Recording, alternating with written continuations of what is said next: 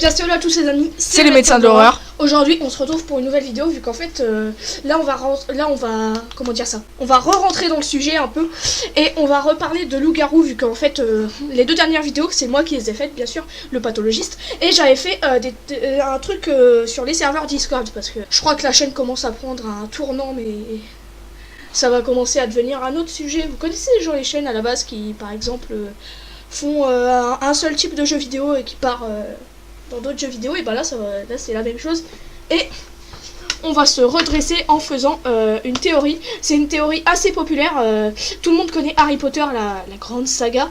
C'est une théorie assez populaire qui dit que Drago Malfoy serait en fait un loup-garou. Il aurait été, en fait pour ceux qui connaissent Harry Potter, ils doivent savoir, qui aurait été mordu entre Harry Potter et l'Ordre du Phénix, donc le 5. Le 5e, oui. Le 5. Et Harry Potter et le prince de sang mêlé, le 6, par Fenrir Greyback, un mange-mort qui fait partie du crew de Voldemort. Voilà. On peut dire ça comme ça. Sur ordre de Voldemort pour lui faire payer à Lucius la faute qu'il a commise. Par contre, vu que ça fait très longtemps que j'ai pas vu Harry Potter, je sais pas trop ce que Lucius a fait pour que Drago se fasse mordre. Donc en fait, dans Harry Potter et le prince de sang mêlé, on voit Drago un peu malade et qu'il a des grandes cernes sous les yeux, genre un peu comme si t'avais pas dormi de la nuit, mais genre depuis 3 jours. Et en fait, il désigne les mêmes termes pour désigner Lupin dans Harry Potter, les prisonniers d'Azkaban, qu'on voit à la fin, qui est un loup-garou parce qu'il se transforme à la pleine lune avec Sirius Black. Deuxième point, Fenrir Greyback. Il est dit, on dit des fois que Fenrir Greyback c'est marqué dans le fandom un peu Harry Potter. Mort les enfants de ceux qui ont commis des fautes, comme Lucius qui a commis une faute. Donc du coup il aurait mordu Drago. Et il est possible que Voldemort ait ordonné à Greyback de mordre Drago après l'erreur qu'a fait Lucius au ministère. C'est-à-dire ne pas réussir à récupérer la prophétie là où on voit le combat, et où Sirius mord dans l'arcade des morts. Après, alors, le troisième point, lorsque Drago menace Dumbledore à la fin du 6, donc du 6e, le prince de sang mêlé, il est dit « Ne regardez pas Greyback, il semble ne pas vouloir le voir ». Donc Drago a sûrement peur de Greyback, mais enfin non, il veut pas trop le voir et tout parce qu'il l'a mordu un peu. Ouais. Par exemple quand parce que Fenrir Greyback l'a mordu. J'allais donner un exemple, mais c'est pas ouf. Fenrir Greyback l'a mordu, donc ce qui explique son comportement. Donc en fait, du coup, comment dire ça, on penserait, la théorie est suffisamment crédible. Hein.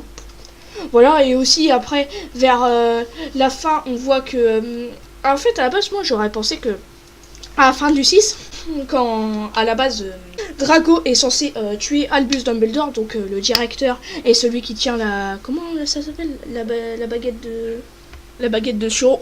Voilà, la baguette de Suro, la plus puissante baguette du monde, créée par la mort. Bah oui, créée par la mort du coup. Pour ceux qui connaissent l'histoire, hein, pour ceux qui ont regardé tous les Harry Potter, pour les vrais, il faut savoir que voilà quoi, on connaît l'histoire de la baguette de Suro, de la pierre de résurrection et de la cape d'invisibilité qu'a Harry dans le premier, qui reçoit à Noël, par Dumbledore, qui en fait son père lui a prêté, et puis il a pas eu le temps de lui rendre parce que son père était déjà mort. Donc voilà. Ouais, je sais, je pars assez loin. À la base ça parle de théorie, mais bon. Du coup, on pourrait penser que c'est totalement crédible parce que à la base, moi j'aurais pensé que en fait, à la base c'était à Drago de tuer Dumbledore, et qu'on voit en fait que c'est Rogue parce qu'il avait fait un serment inviolable avec Narcissa, la mère de Drago, et il devait l'aider dans sa tâche quoi qu'il en coûte, et que si il le faisait pas, et Rogue mourrait. Bien sûr, à la base, Dumbledore savait qu'il allait mourir, savait que Dumbledore avait ordonné à Drago de le tuer, c'était déjà prévu, hein, bien sûr, donc faut pas se dire, ouais, il a fait un coup de pute et tout. Donc non, en fait, c'était déjà prévu, donc voilà. Donc voilà pourquoi on aurait pu penser ça, et comment dire ça, on aurait pu penser totalement ça parce que tout était crédible, hein, il y avait tous les points, mais je vous rassure, mais renversement de la situation, de la théorie a été démenti par J.K. Rowling. J.K. Rowling. J.K. Rowling en France. Bordel. Donc elle a été démentie. Sur comment il s'appelle son site, Potterhead, un truc comme ça. Je connais pas trop, hein, je suis pas trop ces blogs parce que je suis anglais, et puis donc voilà quoi, je suis pas trop ces trucs là. Mais à la base j'avais juste parlé de ça parce que ça parle de loup-garou quoi, de méga créatures surnaturelles de ouf. Donc voilà. ça c'était la théorie. On vous sortira bien sûr d'autres théories parce qu'on kiffe les théories comme ça et c'est un truc qu'on devrait faire plus souvent sur la chaîne parce que c'est génial. Oui. On parle d'un truc, même si à la fin on vous fout un peu le seum parce que ça a été démenti. Et ben, on a brisé tous vos rêves. Nous, ça nous plaît bien sûr. Non, je rigole. Donc voilà, j'espère que la vidéo vous aura plu. T'as pas beaucoup parlé pendant cette vidéo, toi hein? Non, bah... Non, lui, il a pas trop... T'es pas trop branché saga Harry Potter, toi. Voilà, c'est exact, mais je suis plus branché on avait voulu te parler de cette théorie, même si on y connaît...